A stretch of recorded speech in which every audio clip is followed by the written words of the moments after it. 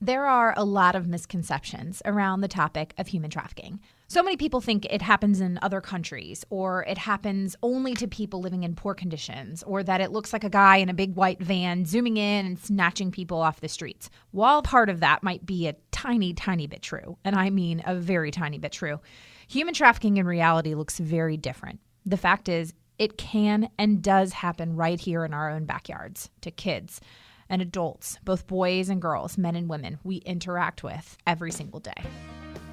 Welcome to Business with Purpose. I'm your host, Molly Stillman of stillbeingmolly.com, and this show is all about bringing you the stories behind the brands, companies, and small businesses that are changing the world. Each week, I interview an entrepreneur, a CEO, nonprofit director, community leader, or just an all-around amazing person who's trying to make a positive impact not only through their personal life, but also with their professional career. My goal is to show you that no matter what you do for a living, you can make an impact right where you are. My guest this week is Anna Ptak. Today's episode is a little different than usual. Anna is an overcomer of sex trafficking. She is taking her story and sharing it with others as a part of the fight to end this horrific reality for so many around the world and in our own communities. I am in awe of her. Anna actually joined me live here in the studio, and our conversation was tough and deep and rich and challenging and fun and so many things. It is going to inspire you. Now, on to my conversation with Anna.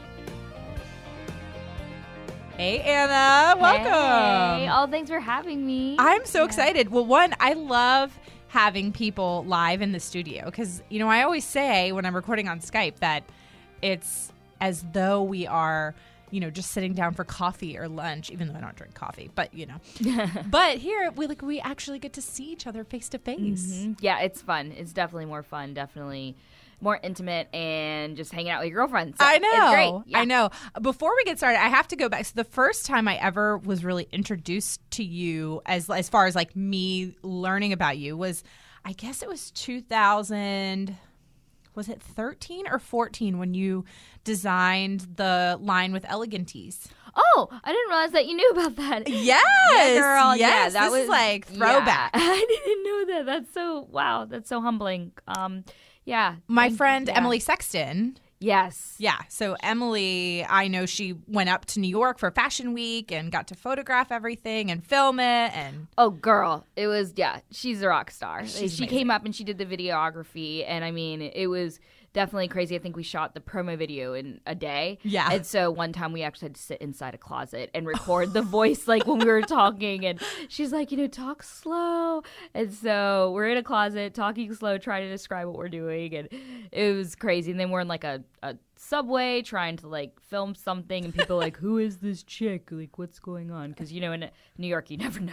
Yeah, you never know. Yeah, you see a camera in the subway. You're like, who is that person? Are they a celebrity? Oh, my gosh. Yeah, it was crazy. But yeah, I was very blessed to launch a collection called the Freedom is the New Beautiful collection with Elegantees. I came up with that. How it worked for me, because I don't have a background in fashion. I have a background in I love fashion. Oh my gosh, it's amazing. Yeah.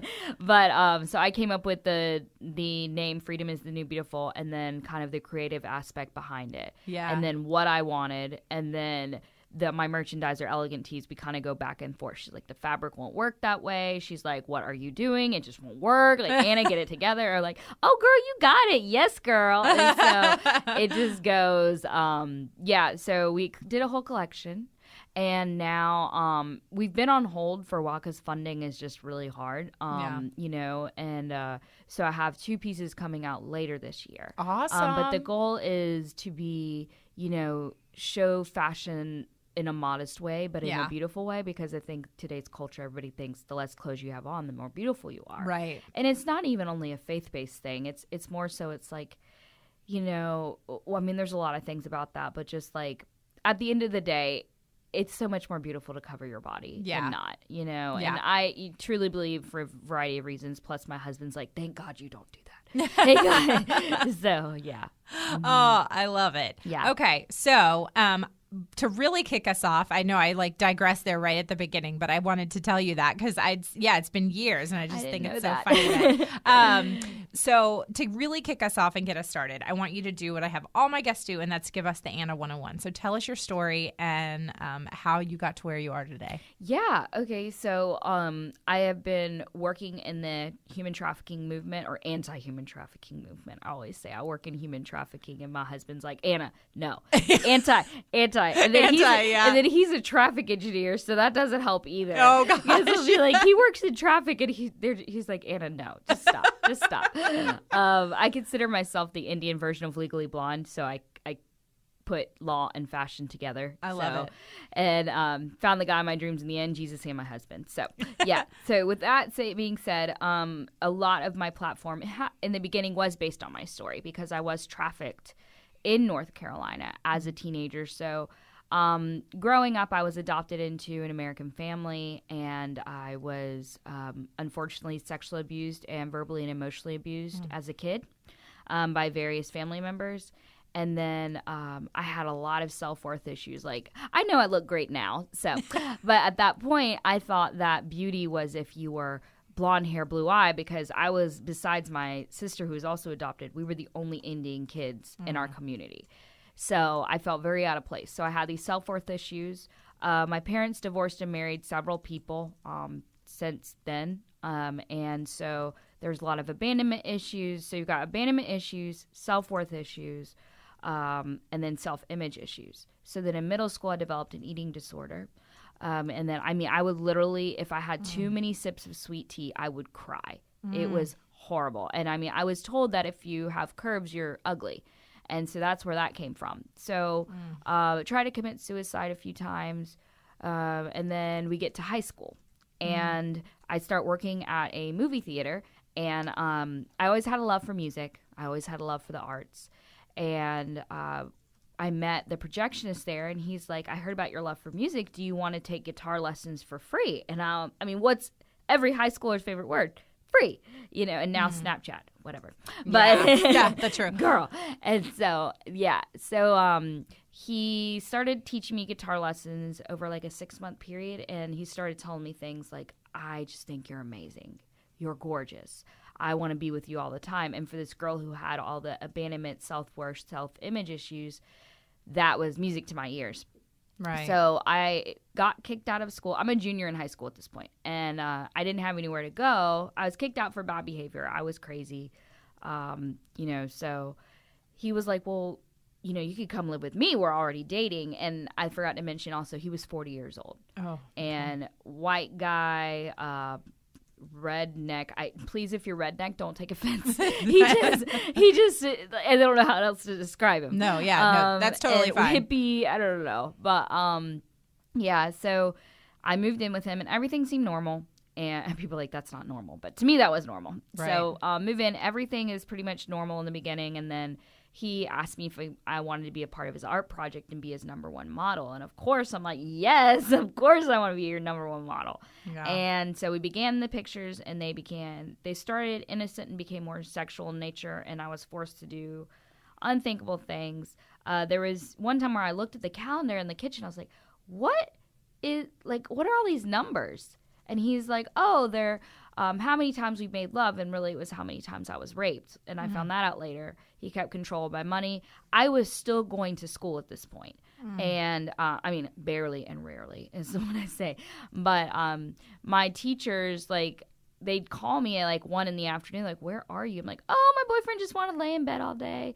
And they're like, no, get to school. And I'm like, no. He wants to spend time with me, and that's all that matters. So then...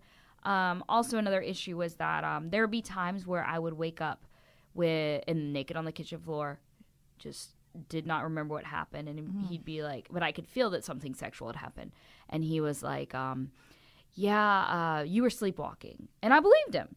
We would go to the grocery store, and I'd go to the other aisle, and he'd find me, like, don't leave me, I love you, and I want to be with you all the time. And again, these words to me were what I wanted to hear. I didn't see it as control. So this went on for about 1.5 years. I was still going to high school. So I tell people, I'm like, if you have a teenager who likes music, or a teenager who likes to go to, work their part-time job, those are two criteria that I had. Yeah. And so over a year and a half span this went on, and then he started talking about want to get married, and I was a senior in high school, and my husband will tell you that I have a little bit of a strong-willed personality. So I found a girl at work that I moved in with quietly behind the scenes, and like I would come home, he's like, "Where's your hoodie?" I'm like, "Oh, I left it at school." Really, it was at her place. Yeah. So I got fired from the movie theater, and that was the clean break. Yeah. So I'm trying to make it short, but like yeah. Yeah. So when I got fired from the movie theater and moved in with her, the reason it was clean break, there was no social media at that point. Yeah. And this was in like the early 2000s. And no social media. He couldn't say, "Oh, she's at Papa John's, let me go find her." Right. And he kept asking everybody where I was, and they're like, "This is weird." And so they wouldn't say anything. They're like, "This is just really weird. He's trying to find her." So fast forward a few years, I had lunch with girls who worked with me at the movie theater. And when started talking to them, like, "Anna, something weird is going on." I was like, "What's going on?" They're like, "He keeps trying to get girls to be a part of his art project and pose nude and do these things." And I was like, "Wait, what? Like, why would he do that with you? I don't understand." And so kind of just let it go, even though I was really confused. 2009 rolls around. He passed away of colon cancer. I know you're not supposed to be upset when people die, but you're kind of like, and you don't want someone to die or wish that upon someone, but I was like, oh, well. And so I was like, I need to get those pictures back. I don't want his family to find him. So I saw his sister at the funeral. I was like, "Hey, can I go meet up with you or something to get the pictures or go to the house?" She's like, "I have what you're looking for. They're in my safe. We'll meet up." So she gives me this big box when we meet up, and I was like, "What the heck is in this box?" I get home, and I find out that the box has like thousands of pictures of me. He'd been mass producing them. I had zero clue about this. So then I still didn't understand what was going on. So a few years later, I heard about human trafficking. I'm like, this is an intriguing topic. I was man, this happens overseas. Oh, I should go do some mission work. And I didn't realize it happened in the U.S. So then I read this is how I found out it was in the U.S. I read an article of a girl in Wilmington, and it said, young girl meets older guy. Older guy meets, ask her to do part of his art project. And I was like, Rita's like, wait, that's what happened to me.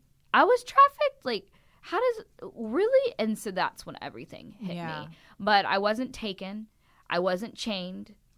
Well, there was one situation where I had a little bit of restraint going on, but I was out and about, and when people think of human trafficking, they think of that girl who's chained or that girl who was taken, things like that. And that wasn't me, but luckily, Jesus is real. So that I entered a program called Mercy Multiplied, and that's where I worked through a lot of my stuff. But Jesus is definitely the reason for the transformation that I have. Wow. Yeah. Anna, there's so much I wanna really dive into, because the work that you do now is you do a lot of traveling and a lot of speaking and educating, and you've done some training. I know you spent time in Malta. That's where you met your husband. So I want to get to all of that. But I think, I mean, just amongst your story, and that's really the first time I've gotten to hear your whole story. I've heard bits and pieces of it. But I think, as somebody who I personally, I was never exploited or trafficked, obviously. But I spend a lot of time working in this arena, and this is my heart, and this is my passion, is ending human trafficking in our lifetime. And I was kind of had to giggle at the beginning when you said, like, I work in human trafficking. I mean, anti, because that's what I always say too, where I'm like, I'm working with this human trafficking organization, and I'm like, I mean, anti, because it does, like, if somebody doesn't know, they're like, wait, what? Yeah. They're like, okay. You're doing what? But I think one of the things that you mentioned brings up such a relevant and important conversation that I feel like I have all the time, and I feel like I'm never going to stop having. And it's this notion, this idea of human trafficking doesn't look like what we think it looks like all the time. It is a very wide-ranging issue. It is yes, there are brothels in other countries, and there are brothels here in the United States. And yes, like, has it happened before where the big white van comes up and swoops somebody up? I'm sure it does. Yeah. But the more common instances of trafficking here in the United States do not look like what we think. And I talk all the time about some of the victims that I have had, I honestly say the honor of speaking with and talking with and hearing their stories is, they were groomed. Like you mentioned, like you've spent 6 months hearing all these things like, you're so beautiful and why doesn't anybody treat you like a princess that you are? And they spend that time earning that trust. Yeah. And the reality of your story is that it wasn't until years later that you even had realized that you'd been trafficked. And so I hear so often from people where like, well, if somebody's being trafficked or if they're being exploited in this way by somebody they know, why don't they just get out? Yeah. And it's not that simple. Mm-hmm. And so I'd love for you to kind of just tell us a little bit about that, of that portion of it, of, while all of this was happening, how do you answer the question, why didn't you just get out? Oh, yeah. So before I got help, maybe a year or so before, but I had realized what happened to me. I remember I was doing a radio interview.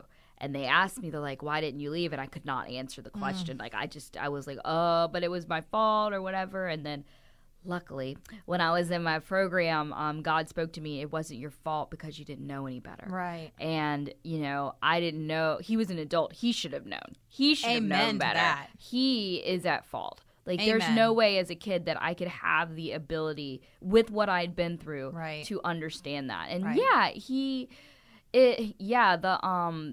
I think that people forget that chains can be invisible, and people say, oh, they're they're falling backwards in their walk because of depression or something that you can't see, or a woman has had problems with fertility or whatever. And they're like, you should get she has time to heal and get over and things like that. So they have this patience with people who've been through these things, or they're like, oh, they had an addiction to alcohol because of the things they've been through. But then we expect people who've been abused to just leave. Right. As if you're just supposed to get over. But yeah, he kept this control and grooming my mind and making me think of love a certain way and just isolating me from my friends and giving me all these reasons why it was better to be with him than them. Isolation is so... is such a big part of it. And, that's one of the things, like when we do trainings and I go and, do trainings with organizations or speak with different groups and we talk about the signs to look for. Mm-hmm. And it's is that person being isolated by somebody? Are they being kept away? Or, what are those types of signs that you're looking for? And, so how old were you when you first got connected with him? I'm not 16 if you were a junior 16, in high school? 17. Yeah. Yeah, because I kept it for secret so long because I've literally asked a lot of my friends who are around there and they're like, we don't know because you kept it a secret for a while. Because I was trying to figure it out and I was like, I don't know. So I always say between 17 and 19 is when everything happened. Right. I think about me at that age. You bring up such a great point of just that so many people like to treat 16, 17, 18, 19-year-olds as adults, and they are to an extent, but developmentally in the brain, the decisions that I was making at 16, 17 were not rational decisions. Yeah. I remember after my mom passed, my senior year of high school, I was 17 years old, and I made some decisions that year that were in no way mature or rational or good for me, but just developmentally, your brain can't process these things and really know how to make a mature, rational choice. And when you have already been through so much, and like you mentioned with just, emotional and physical and spiritual abuse in so many ways, how could you have known? That just breaks my heart. Yeah, and I think that we normalize a lot of sexualization of where that power control, meaning that you listen to rap songs now, right? And a lot of the lyrics, the secular music, is that luckily it's not in Christian music, but where it's the man is pimping is normalized. It's if you can profit off a woman, all that matters is that you're being taken care of as a woman. You're like, well, I got a purse. He's giving me a place to stay. And, I'm having sex, with different people for him. And so it's we've normalized this. Yeah. Social media, I think, plays a huge role in the grooming aspect because it's really hard for me when I'm not a parent, so I can't fully understand. Yeah. But it's really hard when I hear parents like, well, I don't want to get too controlling over the social media because it'll backfire and then they'll be more rebellious. And so to that, I can't speak on that because I'm not a parent. And I know parents do their best. Well, the majority of parents do their best. Yeah. They could do a little bit better, some of them. But so they don't realize that social media, kids, I mean, they're on there now. They put out everything. And it can be easy to just get, control or just get connected with a kid. Right. And when I do speak, usually I ask someone who's wearing, nice clothes and they're pretty, and I say, can I use your phone really quick? And they hand it to me, and I'm like, it's that easy. It's that easy for someone to get a hold of your contact information. Right. And then, we think about maybe our age when there was chat rooms on AOL. Yeah. And everything, and how we would just talk to people. And then now it's like, it's so much more worse than that. Way worse. Yeah. So I think that definitely, so many people, I tell them what to look for, and they're just like, wait, really? I've seen that before. Usually every speaking engagement, I get usually one girl who comes up to me. And I think another thing is, like I was mentioning before, about the expensive gifts. Mm-hmm. So I always see it, like if I was a teacher and I saw a girl getting a really nice purse, and then I'd be like, oh, where'd you get it? She's like, oh, my boyfriend, we just started dating like a week ago. I'm like, how the heck does he afford a $2,000 purse? Right. And things like that. You also should look for tattoos. Yes. Branding. Just like cattle, pimps do it too. So an example would be a barcode with a number. It's usually their prison number.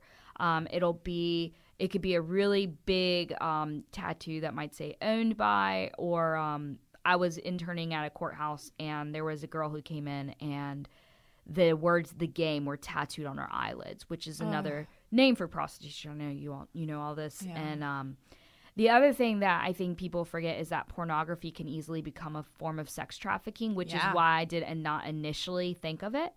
And so again, I think our social media, like I said, and pop culture is normalizing sexualization. Right.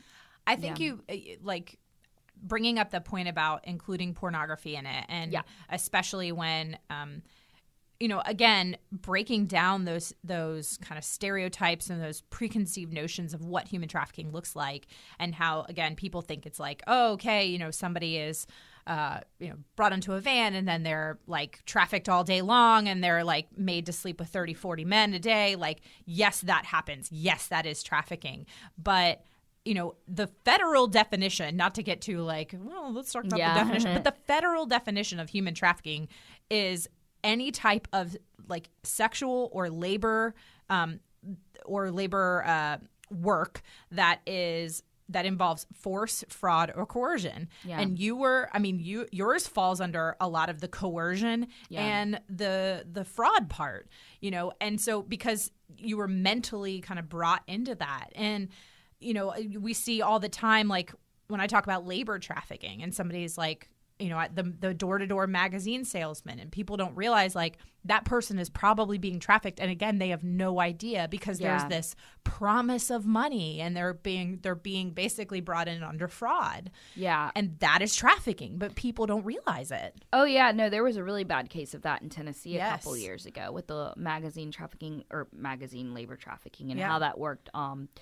And you can speak on this too, there was a person who, she was a young girl from Arizona, and she'd been promised all this money to do this, and they were she's going door to door to sell these magazines, but really there was tons of them squished into one hotel room. They weren't being paid, and I think there was physical abuse as well. Mm-hmm. But one day she actually told someone she was selling, she's like, please help me, please.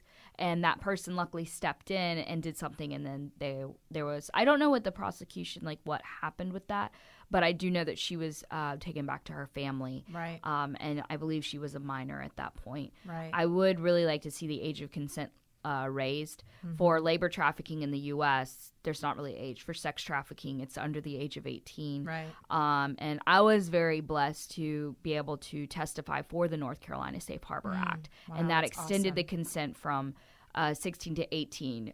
But if they're under 18, you do not need to prove there's consent, an issue of consent. So, but yeah, it's I don't know. My thing is that we don't expect people to drink responsibly until age 21, but we expect kids to take their sex lives seriously at 18. Yeah. And the other thing is people forget there's one day that separates 18 and 17. And I'm sure parents can be like, there wasn't much difference in that day. Right. At one Exactly. day. There just wasn't. I mean, even us as teenagers, Right. like, we think about, like we were talking about, it's like, there wasn't really much we knew more Right. at 18. So I think that's pretty telling about kind of like changing our perspective. And as far as pornography, something that in the movement that we've been trying to push, specifically in the anti-pornography movement, because it does all intertwine, Right.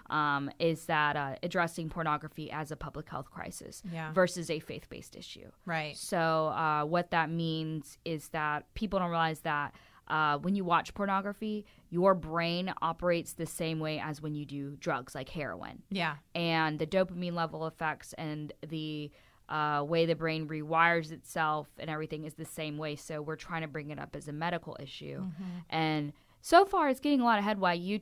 Utah was the first one to declare it a public health crisis, and slowly but surely some of the states are following suit as well. So. Yeah, it's such a serious issue. And for those listening that are interested in learning more specifically about the issue of pornography and how it affects human trafficking and all that stuff, there's actually an amazing organization right now called Fight the New Drug. Love them. They are incredible, and the work that they are doing is...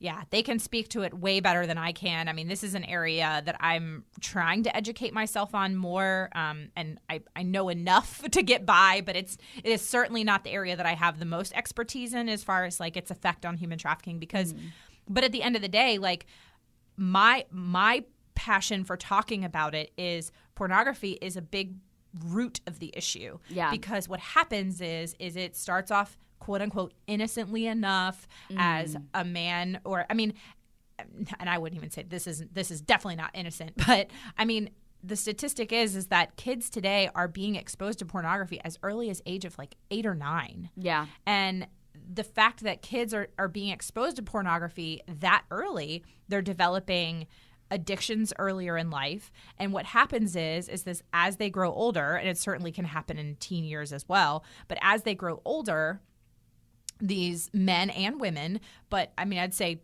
you know, let's really, for the purpose of the conversation, talk about men, is that men develop these addictions. They then get into relationships, and the woman or man that they are with won't perform the acts that they've seen in pornography.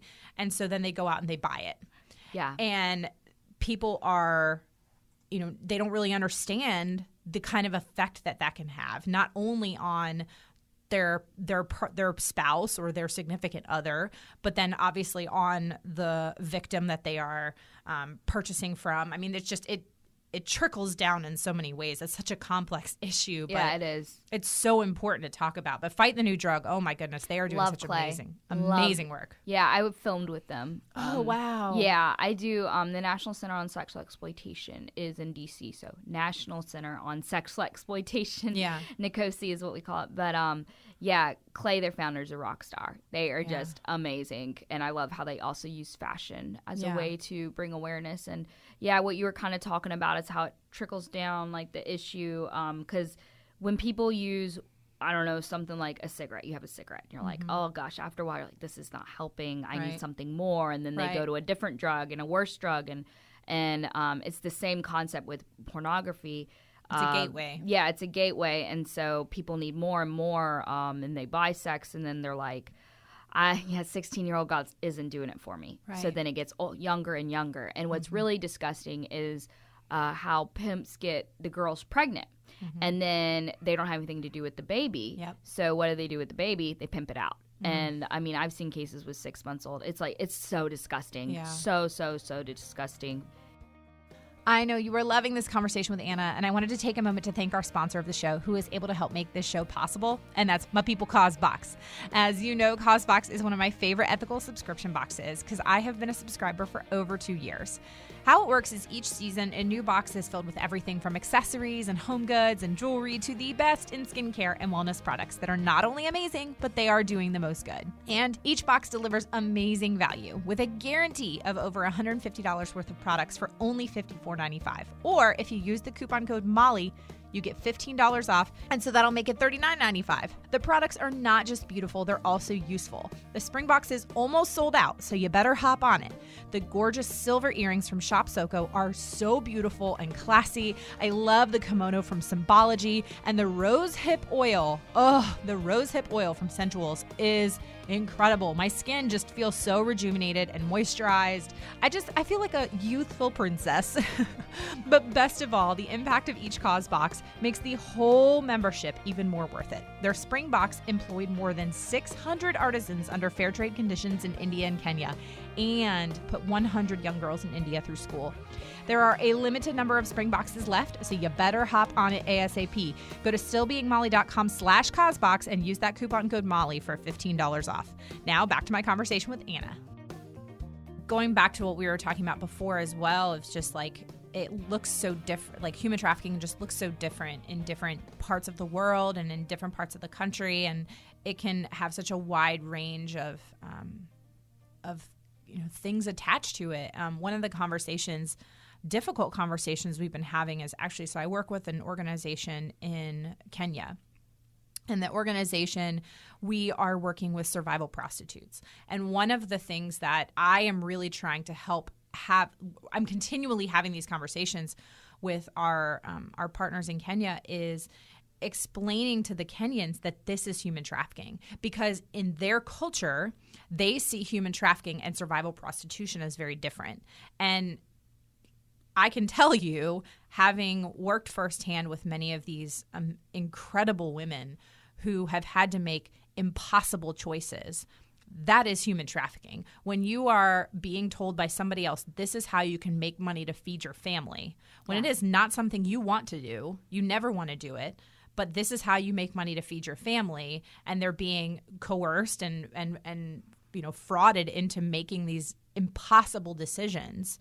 Yes, they are making money and they're taking it home to feed their family. It's certainly not fair. It's certainly not something they want to do. It's not a decision they want to be making, but it's educating, their culture as well on what does human trafficking look like, because their perception is like, oh, the children that are being trafficked across country lines and things like that. And but survival prostitution is just another form of human trafficking. It's such a but like I said, it's such a complex thing that again, we don't know how to fix it all, but we have to start somewhere. Yeah, and it's crazy how it does differ in different countries and things like that. And I know you can agree with this. Like, no one should have to have sex to survive. Right. Like, I mean, if you're married and things like that. But like, that's a different conversation for another day. Choose to have sex to survive. Right. And something, when you were talking about the food thing, like, it doesn't always have to be money that's exchanged. It could be like, for me, like, I did not per se see him handing off money or exchanging money, but so legally I don't know if I could meet the definition just because of that one element, but like we're starting to see in the courts how they're expanding to the idea of they have they're controlling them through shelter, right, or controlling them through food, right, and basic needs, and needs. Especially when you're in an underdeveloped country or an area like you might find in Kenya or even in the U.S. I mean, you think about the hood areas that and the lower developed countries, and I think that we need to look at human trafficking as a people issue, not a gender issue, not a a demographic issue. It is a people issue. And I know that, and we're very blessed in North Carolina that the first home for boys who've been sexually trafficked is being built here. Chris and Anna Smith are amazing. Restore One. Yeah. They actually asked me to be a founder with them when they started, but we prayed about it. I was like, I don't think that's where I want to be, but they're so awesome. And so I have several friends who are men who've been trafficked, and I remember one was bought by a high profile man in the government and somewhere in the U.S. And, it's tragic and how we don't have really any services for them. Yeah. And how we're changing that conversation to see it, because we do talk about women a lot, but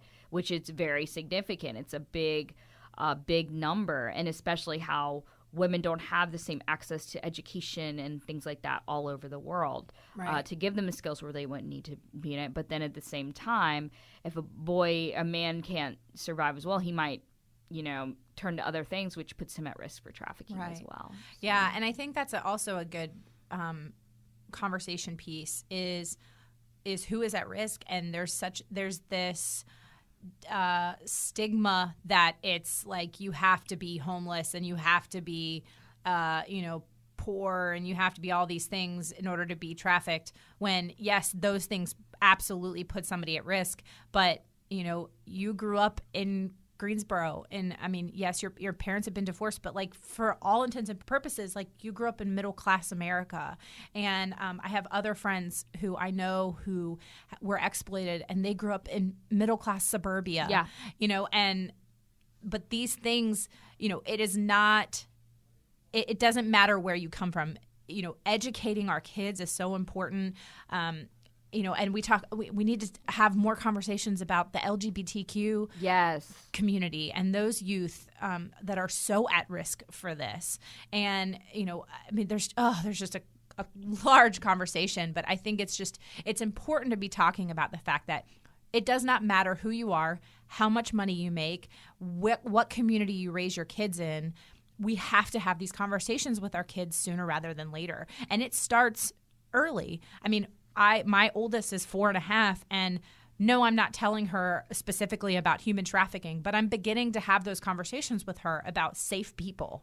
Yeah. And safe adults, and what to do when we are out in public, and, who is she talking to? And, yes, we want to be kind to everyone. We want to say hello and wave and say our name. And when somebody asks you a question, look them in the eye. And, if they say, how old are you? You can say, I'm 4.5. My name is Lily.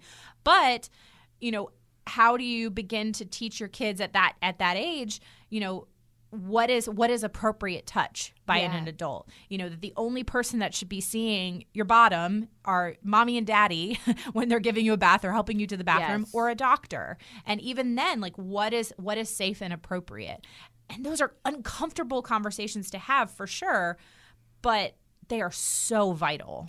Oh, yeah, definitely. I think it's great that you're talking about the body parts and things. I hear a lot of parents who use that tool because it's like talking about protecting your body and what is appropriate. Whereas, because if something does happen to them when they're young, they'll be like, that wasn't right to happen. Right.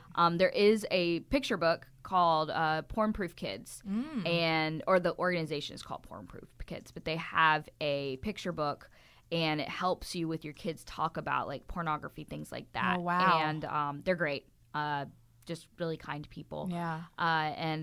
It's so hard. And now it's like, I don't know. Again, I think that no parent could protect their kids enough. Like, I just think you should always go 110% when it comes to protecting them. And it's like, monitor what the heck they watch when they're a kid. I mean, kids, you see them with like iPhones, and I mean, I heard some kid in elementary schools have cell phones. I'm like, why? It's like we survived without them. A friend the other day was talking about how her daughter is in 2nd grade, and there are 8-year-olds with iPhones that are not limited. And I'm thinking to myself, I'm sorry, what? Right. Like, my husband and we've had this conversation, and maybe I'll be kicking myself and putting my foot in my mouth in 10 years or whatever. But, and I don't know what the world and technology will. I mean, think about how much has changed in the last 10 years, and how the iPhone wasn't even invented till 2007. So,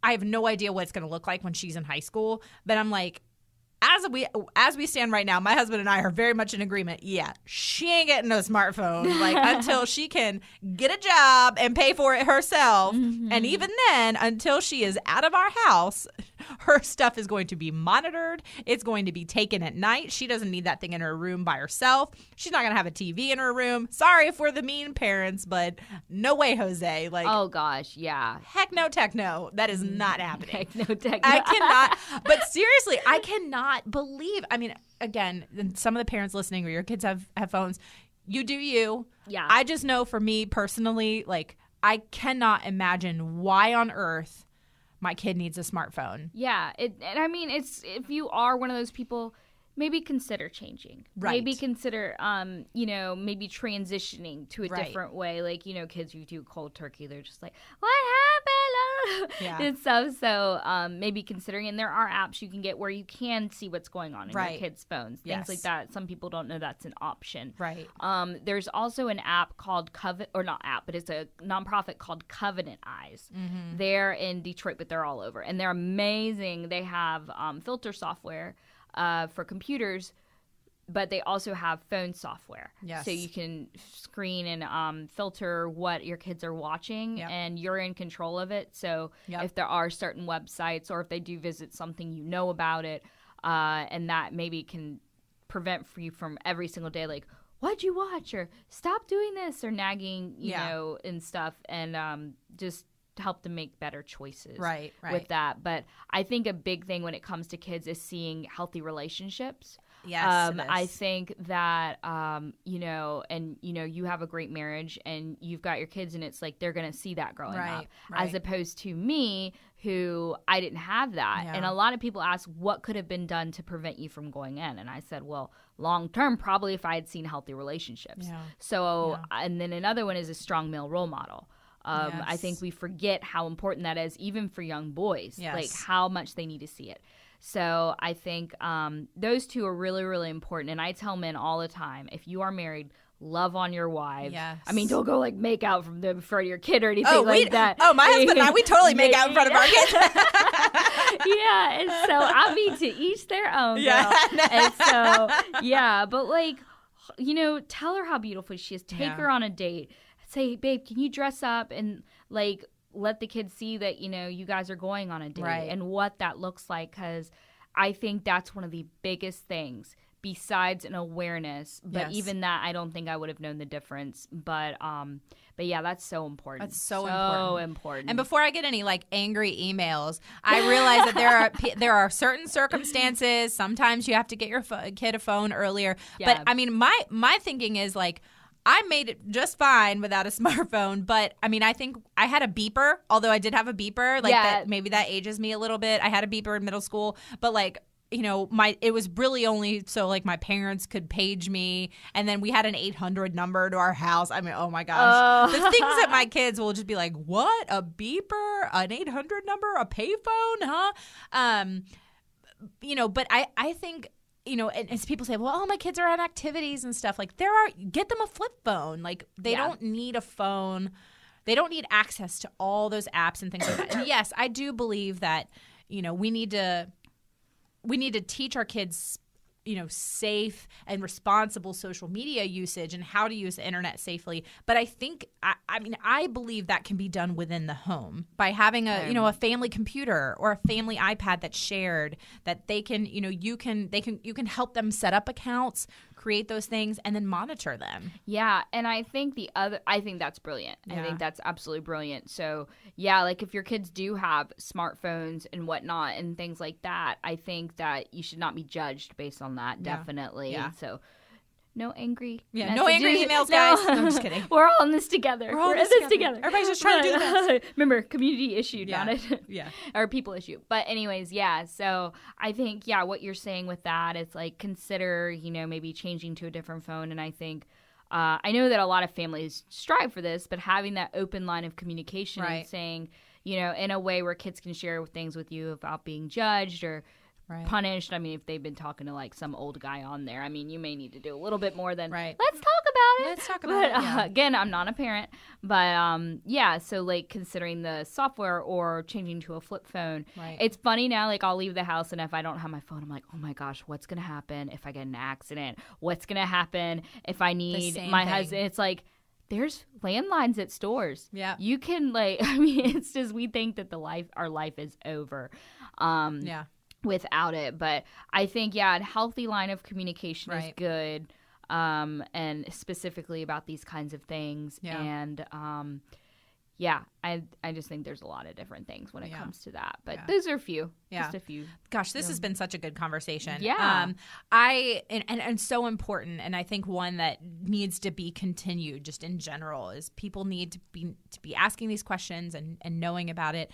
But I want you just to kind of share, you have used your story and you have taken what is unimaginable and unthinkable, and you have used it to bring glory to God, and you've used it to both help yourself heal, but also help others heal. Can you kind of share a little bit about what is the work that you're doing now, and what's sort of on the horizon for you, and what are you dreaming of?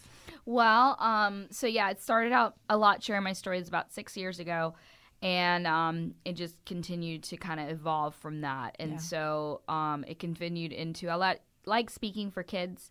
And I love speaking for men's groups in an appropriate way. Yeah. And then, but a lot of my focus over the past few years has been the link between pornography and sex trafficking. Yes. I think we're at a place now where there are a lot of people aware of what it looks like. I say a lot of people, then I meet like 100 people who just don't know. Yeah. But, Absolutely. But I'm getting it to where I'm at events and at least a few more know than they did a few years ago what it looks like. So we're making progress. But that, and then I do a lot with law and policy.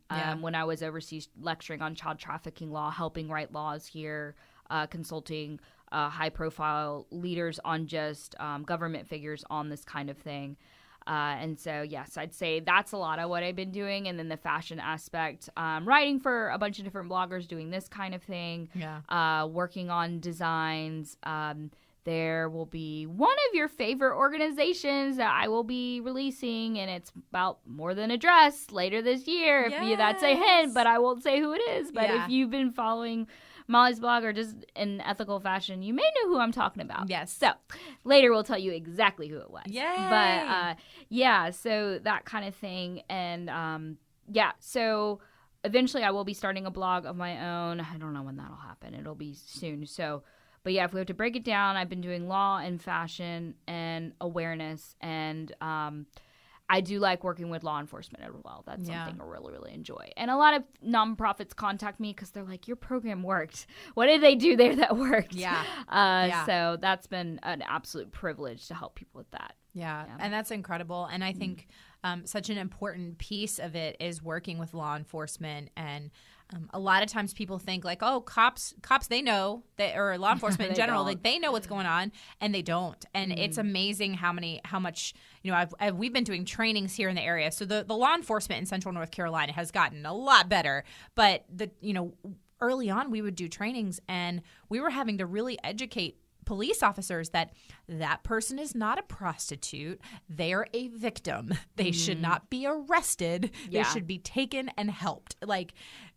But breaking down, I think those, almost like you were talking about, that the culture that has been created by the media and music and all those things of the pimp culture and this preconceived notion of what prostitution looks like and all of that, and breaking down those stereotypes and really helping to educate what this actually looks like, and then changing policy, changing law is so important. And one just passed the other day because it's kind of a general idea that a lot of online websites that offer to escort services, or they cover up as it being, they say, oh, it's, meet up for some type of sexual act or whatever, and everything. And it's like a lot of times that is people who have been trafficked.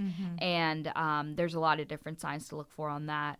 But there's not a lot of protection through our laws when it comes to that, because to tell people to shut a site down, it could be considered a violation of the right for freedom of speech. Right. So we had to figure out a law that could work around that offers protection. So that just passed, I think last week.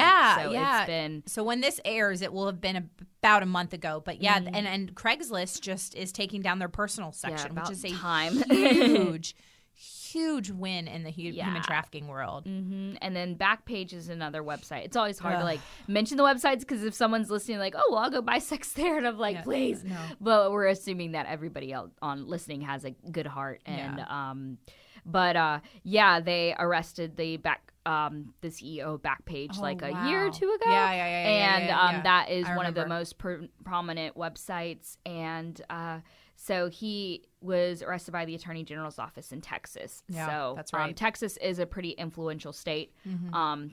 California's definitely kind of set the standard for a lot of things, which has been really great. So, yeah, there's a lot of work to be done, but it's really great. And like you were saying with law enforcement, I still meet some who are just like, oh, that's what it looks like? Yeah. Like, it was funny. I spoke at a training last week, and law enforcement came up to me, and they're like, I have a kid who is adopted. Can we meet up and help me with this? And I'm like, did you not hear about the trafficking part? Like, they just totally missed it, which was fine. I'm going to meet with one of them and his wife, and they have a kid they've adopted. But I was like, guys, don't forget about the human trafficking element. But, they don't know. And then they arrest the person in prostitution. I do like to say person in prostitution because I think sometimes when you say prostitute, it limits what God says about them. And so I always say person in prostitution. You can say whatever you want. I think that's a great point. And that's actually something that's a great point and something I need to work on. I mean, I don't get this right all the time, but like one of the things I keep trying to do, like just for example, instead of saying like homeless person, I say person experiencing homelessness. Yes. And it's really hard to retrain our brain, but people first. And I think that's I don't think that that's something I even have thought about. And this is something I do all the time is talking about, person in prostitution. Yeah. Cause that's so hard. Yeah. And I think survivor can be a very empowering term. Yeah. I think you can. I choose to say overcomer. And let me just say, I said that term before Mandisa got that song. I should have trademarked it, but then again, it's in the Bible. You just add the R after overcome. Yeah. But so technically I can't take credit for it. But I try to say that because I want people to see the hope and see the future. Because if you're constantly talking about what you survived, it's kind of like if you've been in a car crash. You're in the car crash and you were injured. And, they're like, oh, you survived the car crash. You're like, yeah, I survived it. Then years later, it doesn't affect you anymore. Right. But it is something you went through. And it's like, I didn't survive it. It's done. It's over. I've overcome it. It's good. So I think our language definitely helps. And speaking truth over the people who experience it, I think it has power, with our words. Amen. To be able to help other people through that. So, yeah. Oh, man. Anna, this has been so great. And I'm just so appreciative of your openness and your honesty. Yeah, no problem. So this is the part of the show. We're going to switch to a little bit of a lighter topic now. I know that this has been a heavy episode, but I think that this is I know this is so important. And to having these conversations over and over again, it's so, so, so important. But this is the part of the show where I get to just kind of ask you some fun questions and get to know you a little bit more. Let's do it. First question is, if you could steal credit for any great piece of art, song, film, book, etc., what would you claim credit I would say for? Bible, but that completely defeats the purpose. Let's see here. How cool would it be to say I came up with ethical fashion? But that would be cool. But I mean, every movement starts with an idea and then creates momentum as you go along. But no, I think that's a great one. Yeah, I guess. Yeah, I think that's a great one. Mm-hmm. Which leads me to my second question: is what is your favorite ethical fashion brand? That's a hard one. I know. That's a hard one. That is hard. And I was just talking about one the other day that I really like. Oh, wait, no. That wasn't ethical fashion. It's so hard because it's so freaking expensive. It is. It is hard. There's an organization in California called Citizen and Darling. Oh, yeah. And I'll be designing with them as well. That's awesome. And I love doing graphic tees. So I haven't been able to do one yet, but I'm always, Katie from Elegant Tees will tell you all the time, like, I come up with like such fun headlines. I took credit for that. I love it. Yeah, they're great. They actually have onesies, so for newborns and toddlers, but then they have men's t-shirts. So like one of the shirts I have, it says Freedom Fighter. Yeah. But it's just very empowering by saying God's truth sometimes without saying this is what the verse says. Right. Like when I speak, sometimes I'll be like, I'm a new creation, and I'll have people who are, non-faith based come up to me and they're like, that is such a catchy phrase. Where did you get that? I'm like, the Bible. The Bible. Like, you didn't come up with that? So, so I'd say they're the favorite that I can think of. And of course, Elegant Tees, just because that loyalty's there. They're amazing. They're amazing. Katie's awesome. Oh, my goodness. Okay. What if we were to hook up your recently played playlist on Spotify to this podcast? What would we hear? Oh, girl. Well, okay, so yesterday it would have been country music. I like it. I'm a huge Keith Urban fan. Yeah. And yeah, it still blows my mind how he sings country, but he's from New Zealand. I know, isn't that weird? Yeah, and he doesn't every time you hear him talk, you're like, wait, what? Yeah, and then Nicole Kidman's Australian. Yeah. So yeah. So it would have been country yesterday. I like it. I love rolling my windows down and like blasting country music, and people look over, they're like, who is this Indian chick? And like, why is she blasting country music? I'm like, don't hate on my swagger. You know? But and so this morning, because I was trying to function, because I stayed up late last night cooking for my husband, it was praise and worship. I like it. I was like, get me going. It was CeCe Winans this morning. I haven't listened to her in a long time. I'm a huge fan of Hillsong Young and Free. Yeah. That's my jams for the past like year or so. I love it. That's perfect. Yeah. What is one beauty product you can't live without?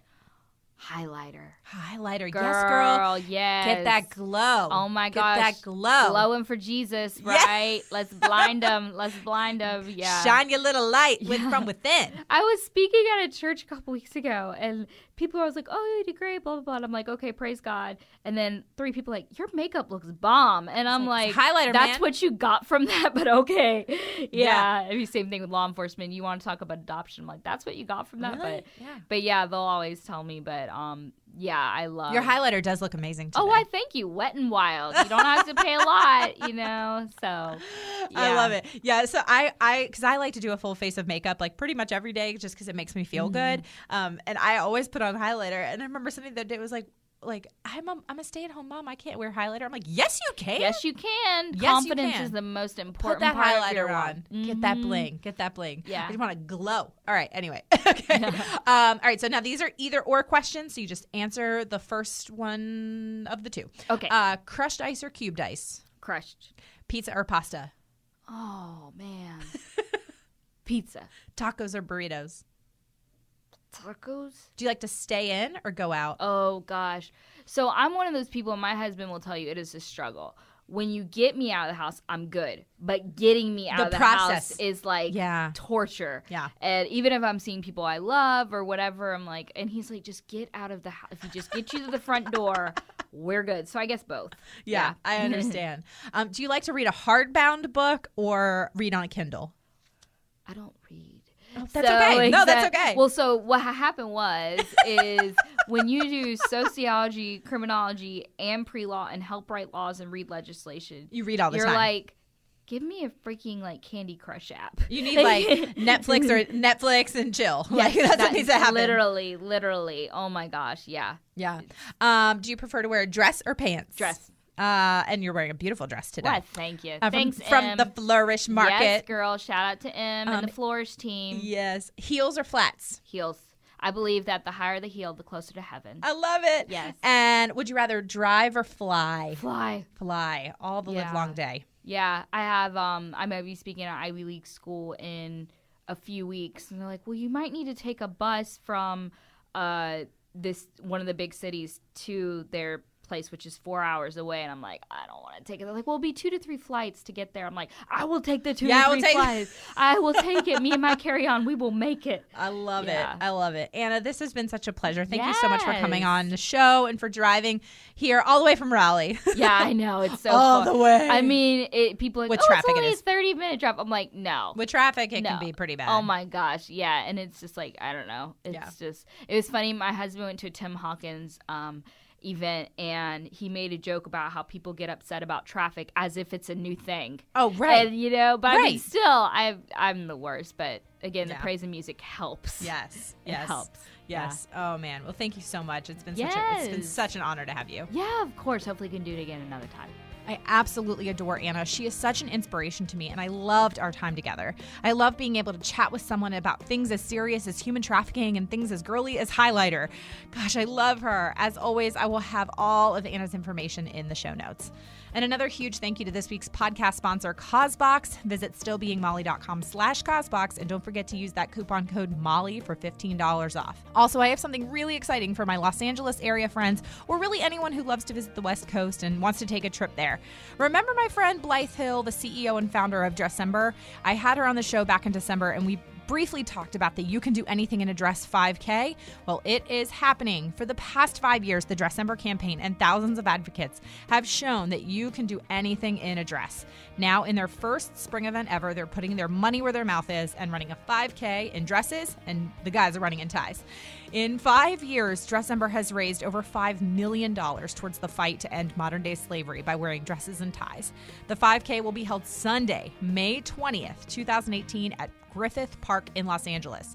You can register at Dressember5K, that's the number 5.fundraise.org. That's Dressember5K.funraise.org and use the coupon code We Love Business with Purpose to get 10% off your registration fee. Thank you so much for listening to this week's episode. If you're a first-time listener of the show, welcome. Be sure to visit the archives for past shows featuring amazing entrepreneurs and business owners who are literally changing the world with their businesses. And if you're a regular listener of the show, thank you so much for tuning in and week out, and thank you for your support. Be sure to head on over to iTunes, Stitcher, Overcast, Google Play, whichever podcasting app you like best, and make sure you're subscribed to the show. Clicking that subscribe button helps to make sure that you never miss a new episode of the podcast. And while you're there, would you mind taking a moment to leave a review of the show? Leaving a review of the show helps me to know what you're liking and how the show is personally impacting you. And if you share the show on social media, be sure to use the hashtag Business with Purpose Podcast or tag me at Still Being Molly on Twitter, Instagram, or Facebook. The show is edited by my amazing husband and executive producer, John Stillman, and the music is by Mark Killian of Third Wheel Media. Thank you so much for listening, and go do something good with purpose on purpose.